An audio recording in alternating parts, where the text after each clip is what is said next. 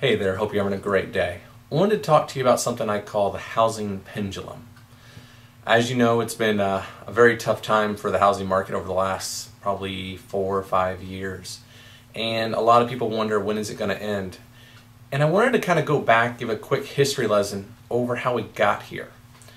If we go back to the 1990s, the politicians, mostly in Congress, got involved to open up housing to a lower income family, give them more opportunities to own their own home. Maybe some families that had never owned a home would have the ability. And they put some procedures in place that allowed this to happen. It sounds like a good thing. You fast forward a couple more years through some deregulation and investment dollars that came into banks, they had more ability to loan more money and started having success with some of those home affordable products in the lower income areas. They also had some success with no income, no asset loans and stated income loans. And it basically made this pendulum. So if you pull the pendulum back and back and back, they started having such good success that they dialed it up a little bit more and put more down. And ultimately pulled the pendulum so far that in 04, 05, 06, we had lottery style home purchase plans where a new community would open and you'd gain a number and you'd be given the opportunity to perhaps purchase a home. Well, you even had homeowners buying homes and selling them within 6 months for a pretty substantial profit. At this point, we've got the pendulum pulled so far back that we have nowhere else to go. It's got to go this way.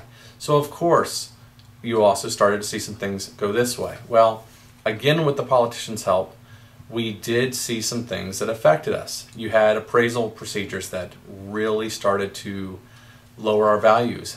It forced the appraiser's hand to come in at a lower value than maybe what the market could have actually bared on that home. You also started to see some regulation come down from Congress. They felt the popular thing to do at that point was to come down on the lending industry, and there was a lot of bad procedures in place that needed to be changed. But it started to swing the pendulum so hard and so fast, we swung way past the middle and kept going. And then lately you've had NMLS and Frank Dodd. If you are following anything that's relating to this past recess appointment with the Consumer Financial Protection Bureau, we're here. We've gone the other way, all the way over. And at the same time, last week, I want to point out one story that may not have got enough press, and that was the Fed.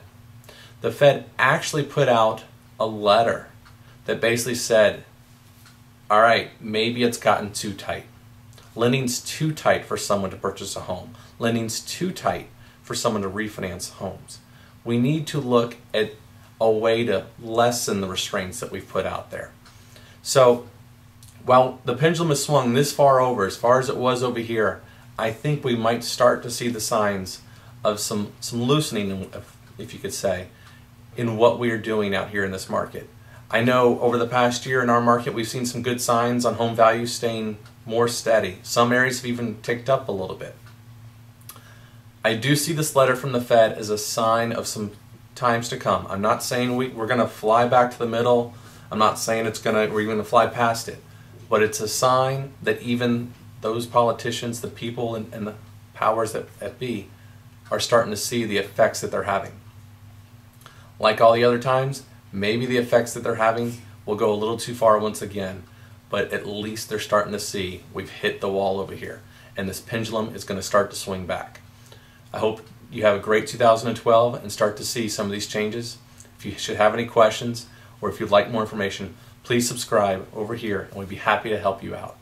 I wish you a wonderful day. This is your Jason Rutland with Mortgage Guy Grow. Thank you. Bye-bye.